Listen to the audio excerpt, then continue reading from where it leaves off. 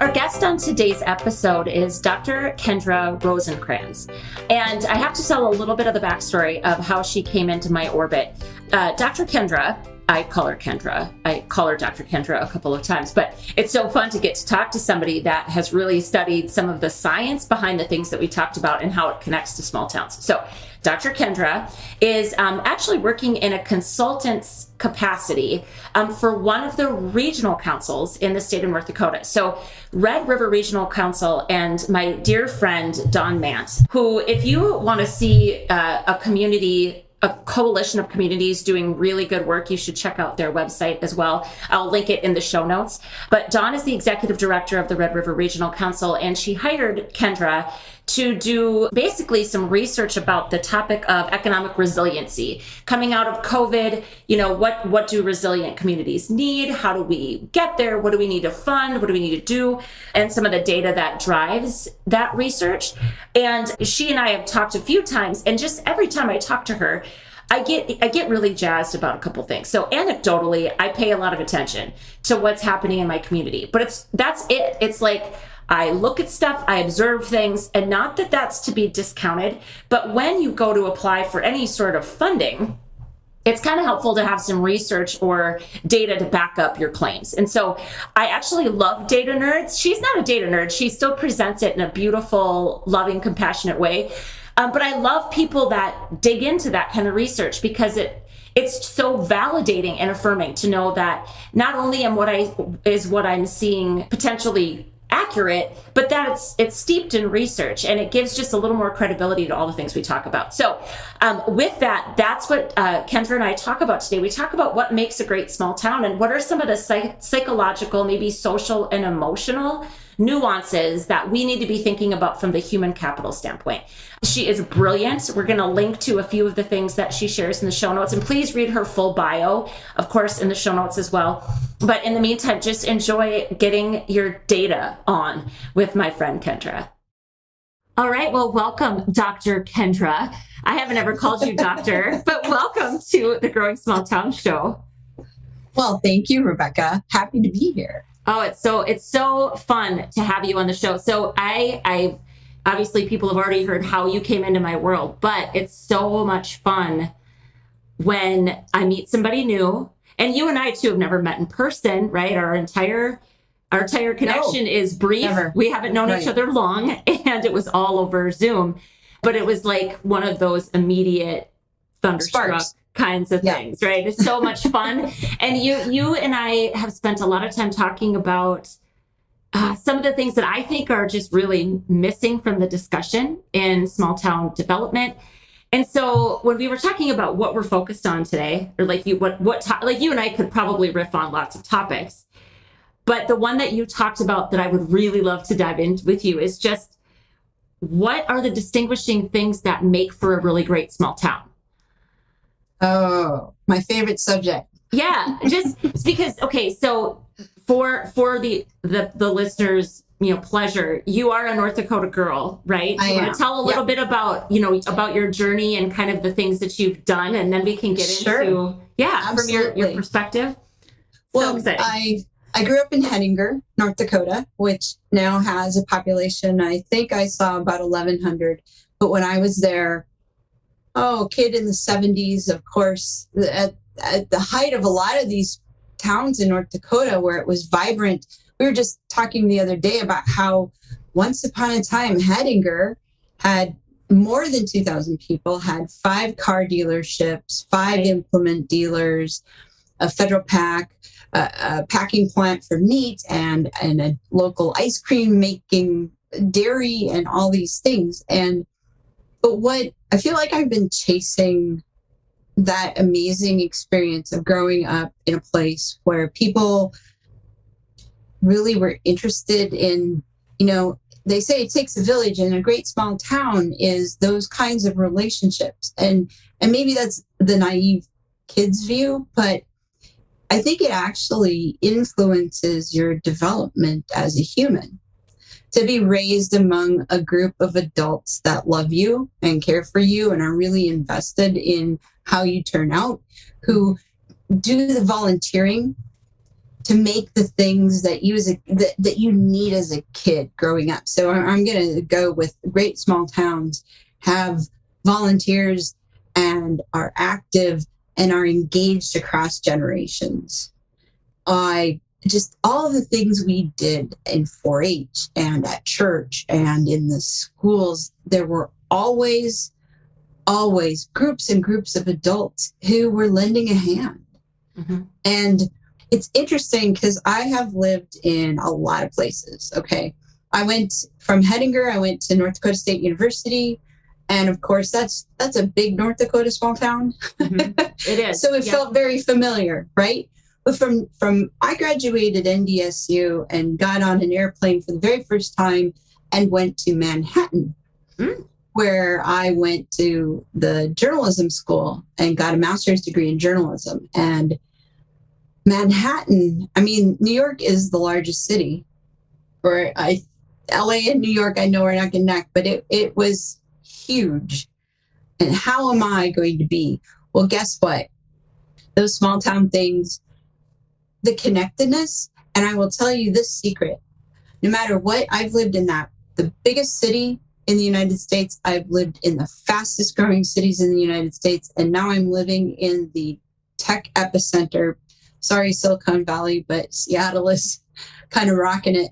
And I have never lived, honestly, more than a few blocks from someone from North Dakota in all of those travels. Yes. So not only is it the small town, but like then you go out in the world and you have your people and they already know that you need someone, like you have that support. And I think that's because the communities, the healthy communities at the time, kind of like, it's just a natural thing. Of course I'm here for you. Why wouldn't I be?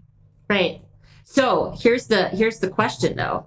Yes. Has there been a decline in that connectedness? And if so, what can we attribute that to? And then of course, what the heck do we do about it? Because I would say from my vantage point as a economic development person, kind of a community development person, people complain all the time that they can't get anybody to show up to stuff, like except the same people. Mm-hmm. Right. So the same, true. It is. And yet it seems like there's this idea that volunteerism and that kind of civic engagement, which is kind of what you're alluding to, right? Like every community group that you're a part of, people are showing up and supporting each other. I think on the whole, there is the sense that that's declining over time. Well, I'd say the challenge is a couple of things. First of all, I actually think that people have forgotten how to practice being invitational. And that I've even noticed in my local community, it's like people were never taught how to make community and what that means and making room in your life for connection. So there are challenges. Like when I grew up, sports were in the school and different things. Now I live in a community where I have to, my time is fractured because I can't do soccer in the school and music lessons aren't at the school. So we're off doing all these different things at the same time. And I will tell you this, there's someone who's connected to North Dakota in this group. There were a group of families here who invited us as newcomers into their life. And we do birthdays and we do the holidays and we have a monthly book club and we've been family camping. And it's that pattern of making room and being inviting to strangers or people who look reasonably. But also, if you're looking at the same old faces over and over, you might want to think about what are the ages and stages that you might not be connected to anymore because you're not running in the elementary school circles. Right. That you might think about how would you reach across or find someone who's connected to these other networks? Because also we may forget that we age through life and where we were focused. Like I'm not connected to the elementary school anymore except through my neighbor. Right. I would not know how to really enter that group, but there's still 600 families. Right. So people do come into small towns, and our networks or our connections like age out. So if you're seeing the same people, I'd say, well, how might you invite or connect or figure out a way to see where they are? Because I'm fairly certain they're there. Well, and to this point, I think this is so important. I really do, because I think the other thing we have to remember is, okay, for example, we are hosting a newcomer social. Aha.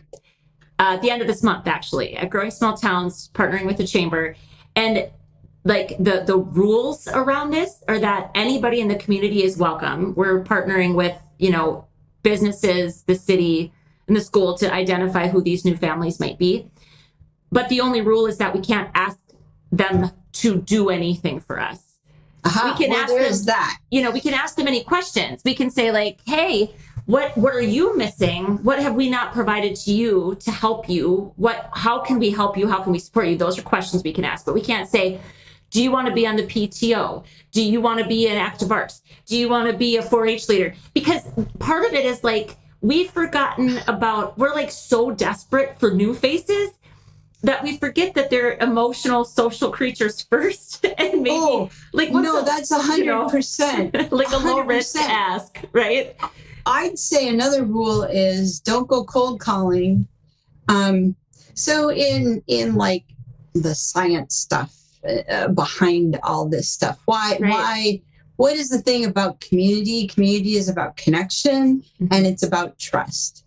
And it's about converting a stranger to someone you know, right? Okay, well, first, that doesn't happen overnight. Second, it takes more than putting somebody to work. It takes like the hospitality is, well, first, maybe you know someone who knows someone. That's a good, people tend to respond to just one person that they know to do a new thing, right? Yep. Because showing up odd and strange, and believe me, I've been a newcomer a lot. And I remember coming to the newcomer night at my elementary school, and like nobody talked to us. Right. Or it was really odd and weird. So when I got on the PTA, what I did was I wanted to be a bit more low risk. Yeah. Yeah. And I created a way for people to have coffee with the principal that was really a secret strategy to get these other parents to have coffee with each other. I didn't care if the principal came or not. That was just the cheese. Yeah, right. The real goal here was that I was very intentional about introducing these people to each other. And then at the playground, I would go up to them and just say, hi. I wasn't in their grade. I was not going to see them very much. But what happened is that my experiment paid off. These 6 or 7 brand new families, and a lot of them from other countries. So talk about feeling strange. Absolutely. Yeah. Connected with each other. Then they started relying on each other to pick up the kids or do this or thing. They turned into a group of trusted people who could then take action. Right.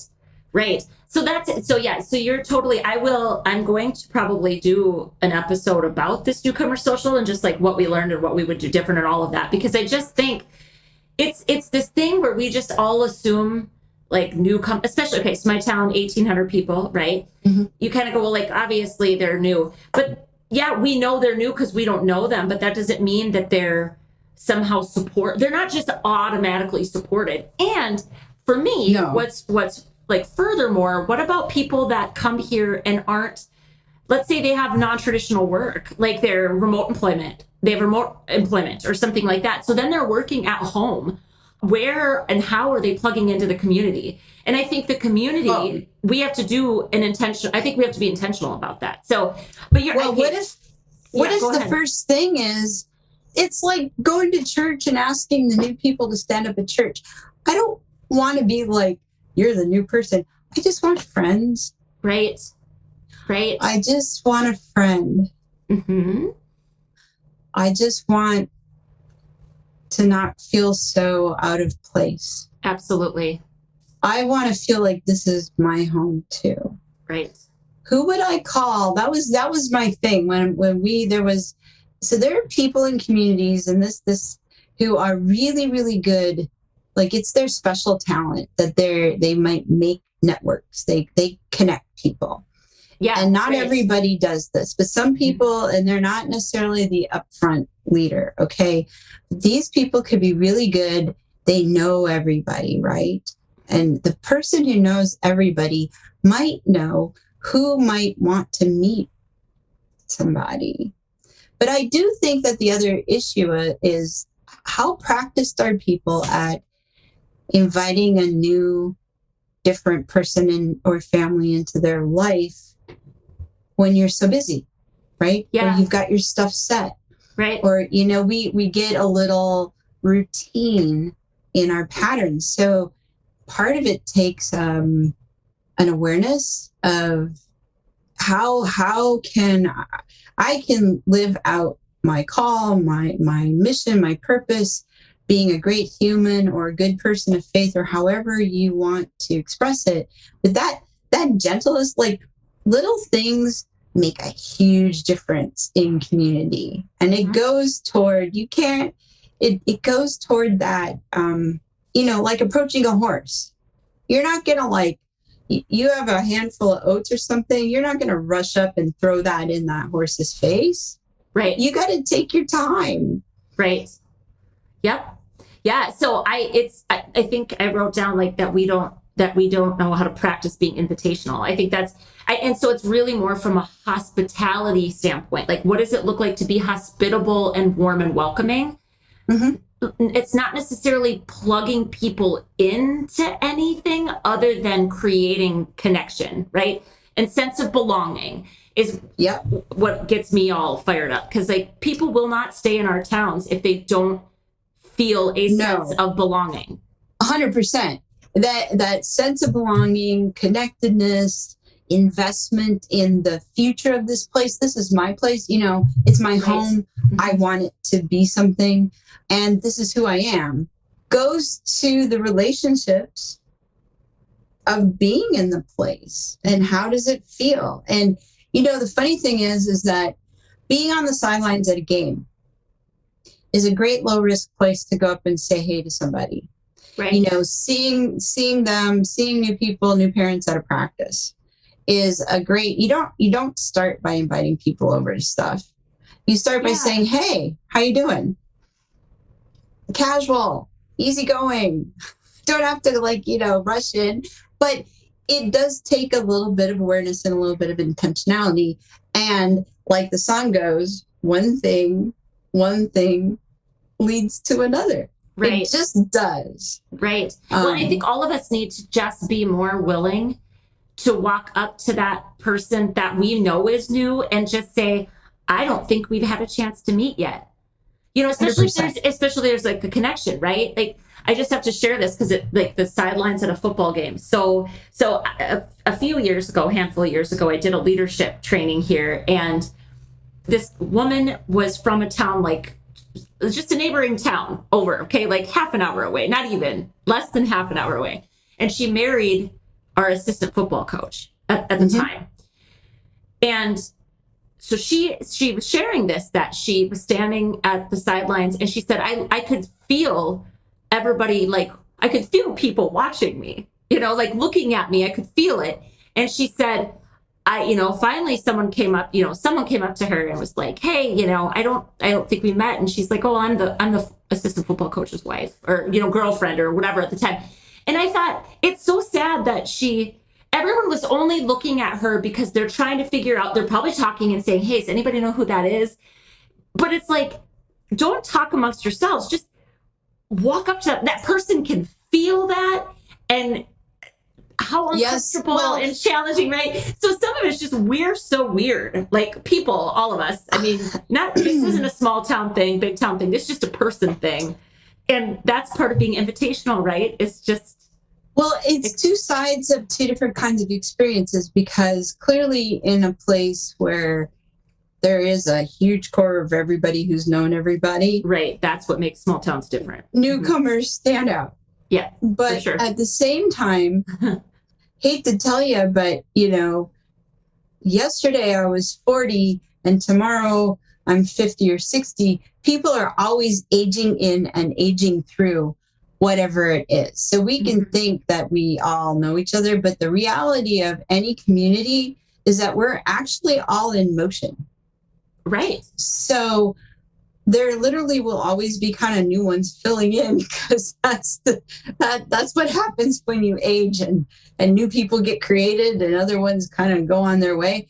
And so one of the things would be useful would be, I wonder how we could shift this newcomer, outsider, insider, we know everybody dynamic even. Oh man. I don't know. Dr. Kendra, if you've got ideas on that, I'd love to hear, because it is such a thing, right? And also, I mean, we could get into this, but I'd really rather get into this idea of ingenuity and creativity and what an asset that is. But it's even the idea that, like, if you're not from here originally, at what point do you become ours? Because that's a mental thing in small towns. It's like you're an outsider forever. It's very strange. And I think it's detrimental because it creates this weird us versus them thing and a sense of othering. Right. Well, then how would you flip that sense of community pride and ownership on its head and, use it in another way? I do think that's the two edges of this identity and belonging. It's a strength, or it can be a closed door, right? Right. So, totally. And it is not just a small town thing. You know what? It happens. I went to the band booster group the other day, and I haven't had a kid in band for 4 years. And guess what? I was a stranger, and they're all doing the thing, and I was weird. I needed that, hey, let's have coffee. Right. And it's that's why I'm saying about it. It's the practice of just low-key, invitational, hey, how you doing? I mean, you know what? It all starts with, hey, how are you doing? And goes from there. But it also goes to that what it builds into, because you started with, well, we need that person to go be the chairman of the this or that or usher, is you so if you want to be kind of strategic about it, build genuine trust and genuine relationship, and you will get the genuine volunteering, because then you're converting people into wanting to be there to contribute. You build your social capital, you build your volunteer base, because volunteers, no matter what, we all need to have a reward. There needs to be a reason for doing this. It can't just be one more exhausting thing, because why? Why would you do that? So you want to build up people who are just as invested in this place. And what better way to do that but by having fun and being nice and, hanging out and... Well, and along with all of this, and that's where we can move on, but it's the idea of beautiful stewardship, using your service, you're beautifully serving with your gifts. So that means the invitations need to be specifically geared towards those gifts and talents potentially as well. That's a better way to approach people once you know them, right? It takes time. You get to know them. They get to like you. You build trust with one another. And you see what their gifts are. Or you find out what their gifts are by asking them the things they like and the things they're interested in. And then there's more of a matching too. Instead of just being like, oh, well, great. You like to cook. Great. Make bars for this such and such a thing, right? We just sometimes aren't thinking enough about the customization or individualization of the ask, I guess is what I'm saying. Treating people, as a way to, you can find sense of belonging through stewarding your gifts in the community as well. I would like small towns, though, to be better cheerleaders for themselves and see the value in all the stuff. Yeah. My dad used to talk about how, volunteering is kind of a thankless job, because you're cleaning the dirty refrigerator at the fairgrounds. You're there early, you're there late, you're doing all this stuff. But honestly, it is the heart and soul of all the good things that happen. And there's so much value in that. It is. So how do we remember to reward and be genuine and find that genuine appreciation and value? And that also goes towards the, we got to fill our buckets, especially places that feel like they're running out of people and running out of resources. Yep, for sure. Yeah. So the other thing that plays into this is kind of on the social capital side of things is how we think about our problems and our challenges, right? Yes, 100%. So what has some of your research, some of your schooling, like the formal education and informal too, the work that you're just doing to be a person walking the earth, what have you learned about this? And what role does it have to play in how we build and grow as a small community? Well, it has everything to do with it. And, especially in rural places, what small towns might forget is that, the people who started every single small town didn't roll up to a small town.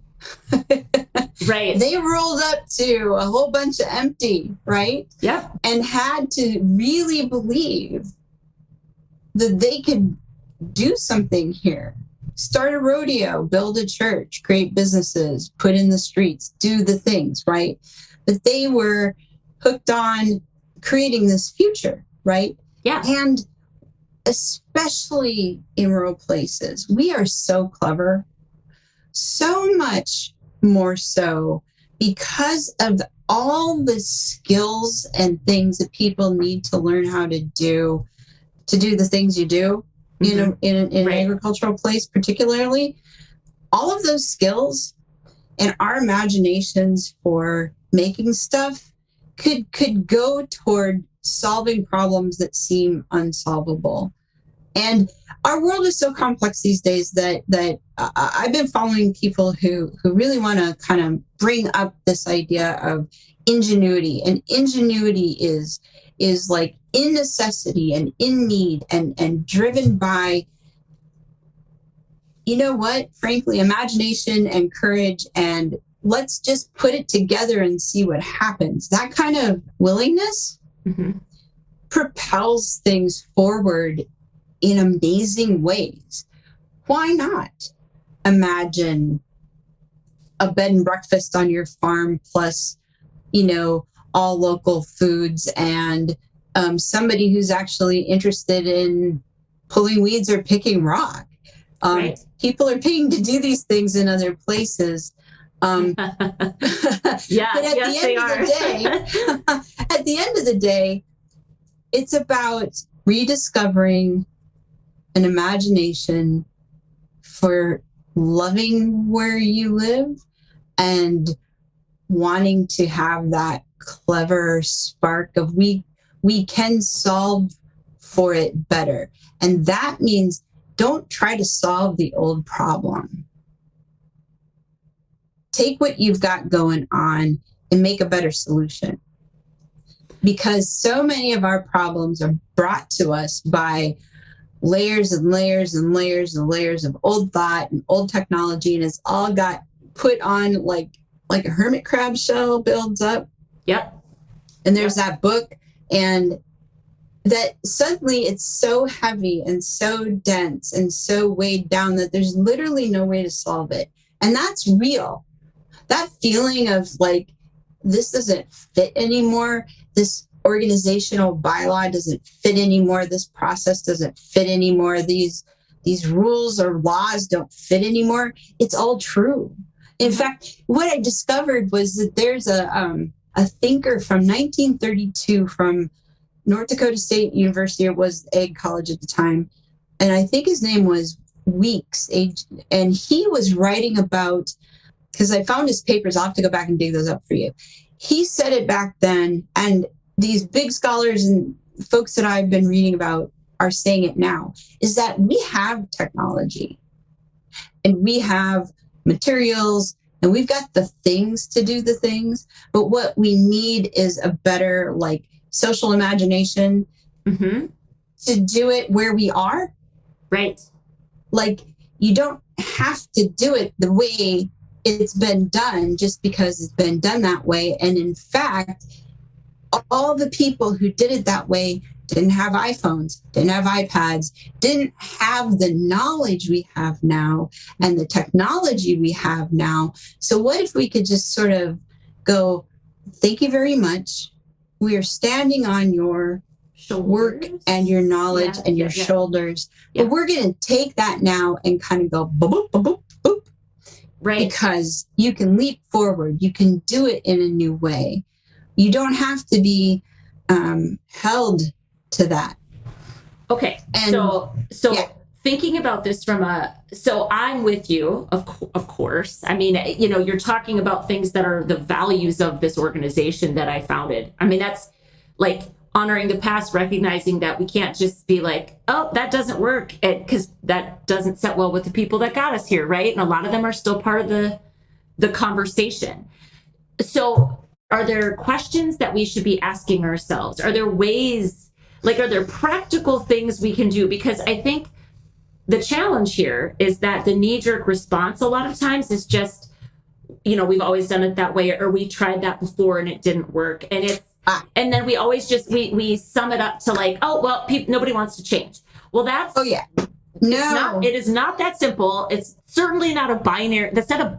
I just live in this beautiful world of gray, recognizing that it's not just this or this, right? So what can we do? It's the same thing that you have to do to get your toddler to taste the new food or your teenager to do a new thing. Is number one, I think we get so used to having these big structures and having to make it be official that there's so many ways that you can try something and it's just temporary. Yeah. I had to do this with my son when I bought a new sofa. He was outraged. Because he loved your old sofa? Well, he did not approve of my color choice. Okay? Okay. But to use this metaphor is if you make something safe to try, and real change, honestly, is attractive. If you're forcing people to do something, it's just not going to take. What you want is to try something and let it be a little, temporary. We're just going to try that. It's temporary. If it doesn't work, whatever, but at least we tried this. Mm-hmm. Lo and behold, if it's easier and it makes more sense and it just gets rid of a whole bunch of work, then people will keep on doing it. And because it was temporary, if it didn't work, well, guess what? We learned something. Exactly. Because this isn't just, off the cuff stuff. I mean, literally this spirit of inventing and trying something in the moment has transformed industries. And in Absolutely. fact, mm-hmm. In World War II, the Air Force hired a psychologist to create a test for pilots. And they called it the Ingenuity test.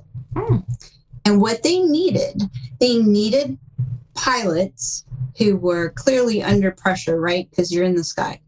But the military is a very structured, very permission-oriented, very best practice, you do it this way organization, right? A lot of things that we're familiar with. The rules say do it like this, we're all going to do it like this. Or we've been doing like that, or you have to run up and down a chain of command. Right. And the Air Force literally needed pilots who could solve a problem under pressure with whatever they could reach in the moment they were empowered to do it. Because if they had to go ask permission while their plane was falling out of the sky, they wouldn't live, right? Yeah. And they wanted them to be able to live, bring their smarts to the table. And in the process, there were things that some of these folks did that ended up getting repeated, getting adopted, whether it was using a different kind of material to patch a thing or coming up with a whole other solution because that's what they had to do it with. Right. But when it was smarter and easier and did it better, then that was something people wanted to keep on doing. So I say, don't go. How might you just try it? Right. How might it be okay to just, let's make it temporary. How might it be okay to just do one small thing that makes sense, instead of trying to frame out a whole program with not enough staff and too much budget and make it out of reach right away. So I'd say, and this comes from evolutionary economics, it comes from work in knowledge. It's like, you know what? There's one new opening. There's just one new open door where you can go sideways and go, I could try this.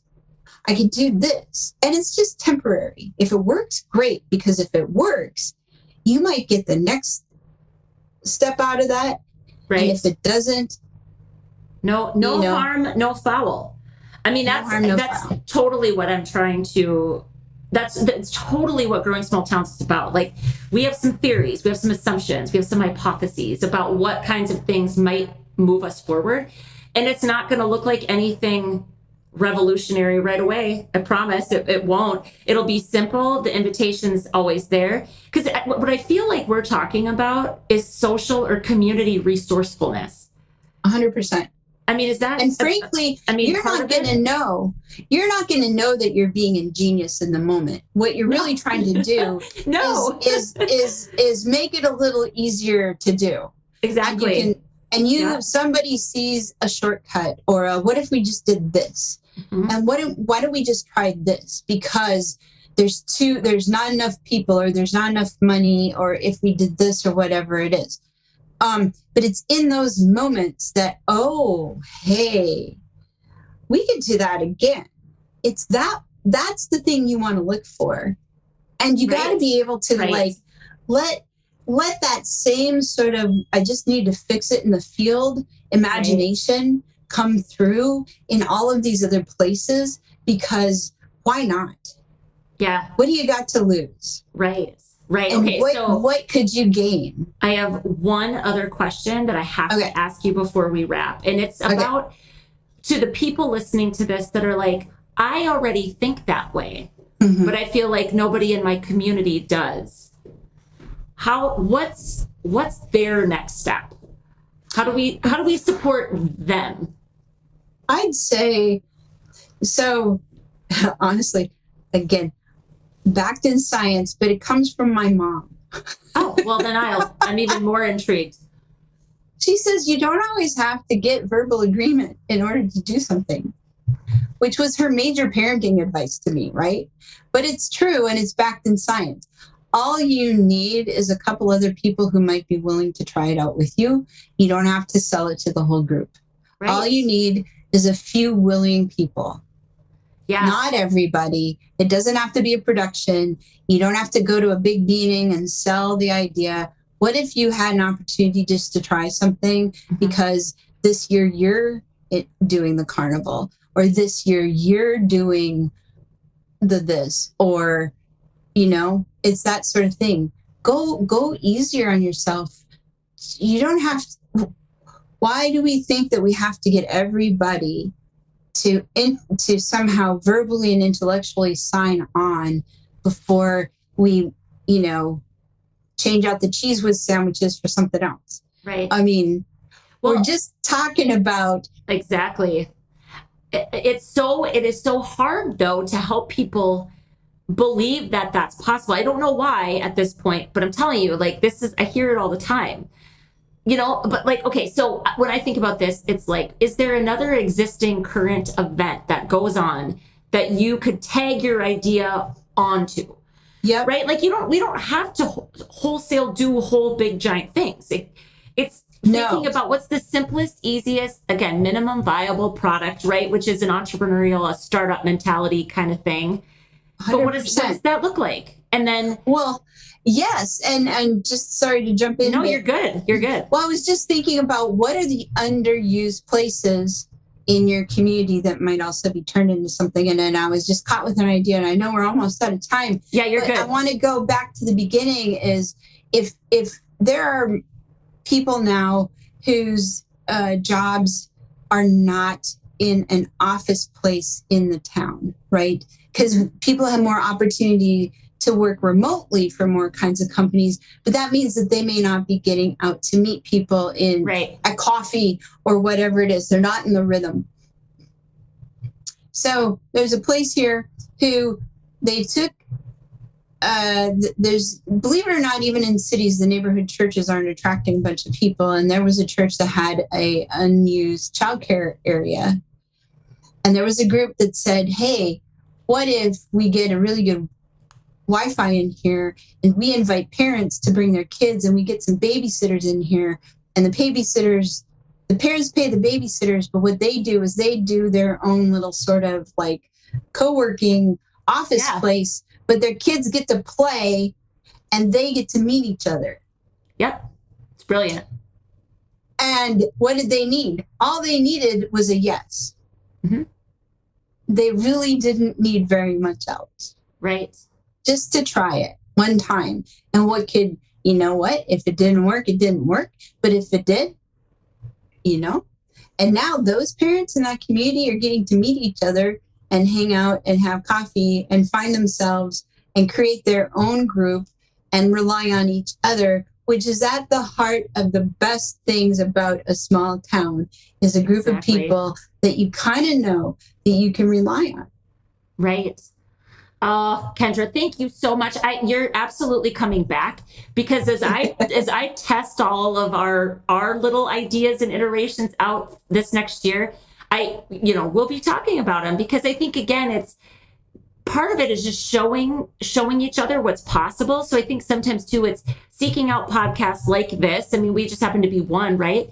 But looking for those stories that can remind you that you are not alone. If you have big, fun ideas and you're one of those just deeply invested people in your community, you're not alone. I know that it sometimes feels like you are, but you're not. So I can't wait to have you come back. Thank you so much for sharing. And I love everything you say. I was like, you're my person, because everything that comes out of your mouth is science-based. And I'm like, oh, and it validates my super gushy anecdotal feelings. That's so rad. 100%. So thank you so much, Rebecca. I've had a great time. And you come back and see me soon, okay? 100%. All right. I promise. Thank you. You bet. Right.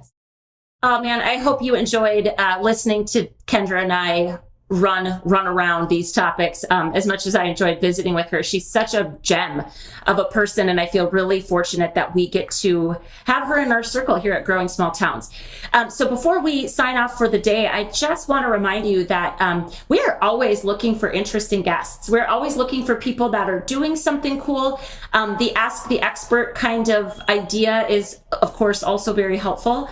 But we encourage you to reach on out. You can email me directly at director@growing-small-towns.org, because we really do love showing you, all of you in your small communities, what's possible. And the more interesting and kind of wide variety of people we can bring on to do that, the better. So don't hesitate. Reach out and tell us who you want to hear from. In the meantime, keep doing everything you can. With what you have. We talked about resourcefulness in this episode. What do you have right in front of you to start right now? We don't need to wait. We don't need to ask for permission. What's a simple, small way that you and a couple of buddies can team up and get your thing started? We are cheering you on always. Okay, see you next time, guys.